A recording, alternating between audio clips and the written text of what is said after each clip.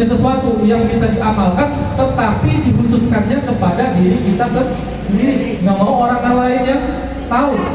Misalkan punya ilmu sholat tapi tidak diamalkan, punya ilmu puasa tidak diajarkan, punya ilmu ngaji tidak diajarkan kepada yang lainnya. Dan ini adalah sifat yang tidak mungkin dimiliki Nabi, yaitu adalah pengkhianat atau bukan pengkhianat, yaitu adalah menyembunyikan. Jadi para Nabi pasti apapun yang diajarkan oleh Allah Subhanahu Wa Taala pasti disampaikan langsung kepada para umatnya. Ya. Dan hal inilah yang membuat para nabi itu kita harus mencontoh daripada para nabi. Karena kalau misalnya kita melihat daripada namanya perkataan-perkataan aslafun soleh, yaitu para ulama-ulama kita, al ilmu bila amalin kasajarin bila sama rotin. Yang namanya ilmu itu kalau misalkan tanpa adanya amal, maka sama seperti pohon tanpa buah. Pohon tanpa buah itu apa sih? Tidak ada manfaatnya, ya, tidak bisa memberikan manfaat kepada yang lainnya, cuma tumbuh saja, tapi tidak bisa memberikan manfaat kepada orang lainnya. Dan yang namanya para nabi, kalau misalkan Allah perintahkan untuk sesuatu, maka akan langsung disampaikan kepada para umatnya. Bukan semerta-merta karena nabi itu pengen ini, pengen itu, pengen lihat orang atau apa segala macamnya, bukan. Tetapi semata-mata karena para nabi itu sayang kepada diri kita, sehingga nabi itu pasti menyampaikan apa-apa yang telah disampaikan atau apa-apa yang memang diharuskan sampai kepada diri kita semua.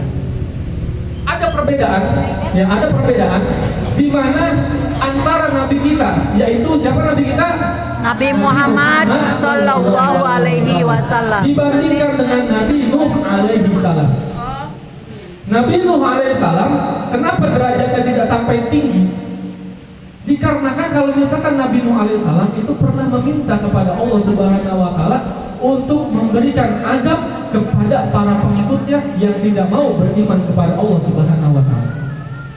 Sedangkan Nabi Muhammad SAW tidak pernah berdoa untuk sesuatu yang bisa melukai atau menghancurkan daripada yang namanya umatnya. Ya.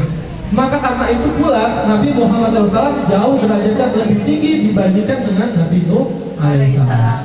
Itulah kenapa kita harus bersyukur. Ya, kita kalau misalkan melakukan kemaksiatan tidak langsung dibalas sama Allah Subhanahu Wa Taala. Ya. Kita kalau lagi maksiat langsung dibalas nggak sama Allah? Enggak. Ya kan? Makanya kalau kita berdoa pun jangan berharap langsung dikabulkan. Wong kita maksiat aja dibalasnya nanti. Begitu pula dengan doa, ya dibalasnya nanti. Kapan? Ketika kita membutuhkan atau ketika kita memang diberikan waktu yang tepat. Allah itu akan datang bukan dengan waktu yang cepat, tetapi datang dengan waktu yang tepat. Ya. Jam Tuhan itu tidak pernah terlambat, tetapi datang ketika saat kita itu tepat, waktunya membutuhkan.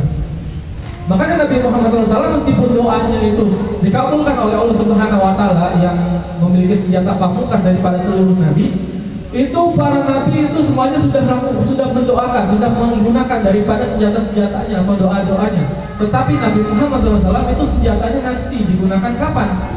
Ketika para umatnya membutuhkan yang namanya syafaat atau pertolongan atau perlindungan dari yang namanya siksa azab daripada Allah Subhanahu Wa Taala. Nah makanya nanti Nabi Muhammad itu manusia yang paling sayang dengan umatnya, ya, manusia yang paling sayang dengan umatnya. Karena kita tuh tidak bisa yang namanya berpikir dengan cara berpikir Nabi, ya, tidak bisa berpikir dengan caranya Nabi.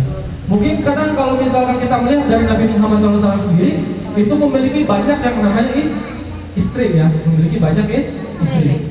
Ada yang bilang 9, ada yang bilang 11, ada yang bilang 12. Pernah nggak kita berpikir kenapa sih Nabi itu banyak sekali yang namanya istrinya? Ya. Apakah Nabi itu memang senang poligami atau apa? Mohon maaf, Nabi Muhammad SAW ketika beristri dengan Sayyidah Khadijah radhiyallahu anha itu tidak pernah yang namanya melaksanakan yang namanya poligami. Ya. Tapi setelah Sayyidah Khadijah wafat, barulah di situ.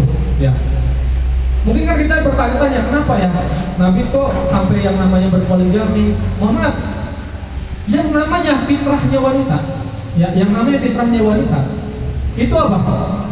Sehebat-hebatnya wanita mencari yang namanya uang, Ya, sehebat-hebatnya wanita itu mencari uang, pengen yang namanya wanita itu dapat nafkah dari seorang suami atau seorang laki-laki. Semandirinya perempuan, sekuat-kuatnya perempuan, kalau di hadapan laki-laki pengennya dimanja. Yang sekuat-kuatnya perempuan itu kalau misalkan di hadapan laki-laki pengennya juga dikasih. Misalkan perempuan ya, sehebat-hebatnya perempuan di dalam ilmu agama, ya sehebat-hebatnya perempuan dalam ilmu agama, kalau punya suami pengennya juga dibimbing dengan masalah agama. Benar apa enggak? Benar. Ya seperti itulah fitrah daripada wanita. Wanita itu kalau misalkan punya mulut itu maaf ya, kadang susah yang namanya dijaga. Ya, kalau misalkan perempuan kalau punya mulut susah dijaga. Pengennya ngomong terus masalah kejelekan, masalah apa, masalah itu, masalah apa segala macamnya. Itu adalah fitrahnya daripada seorang wanita. Nah,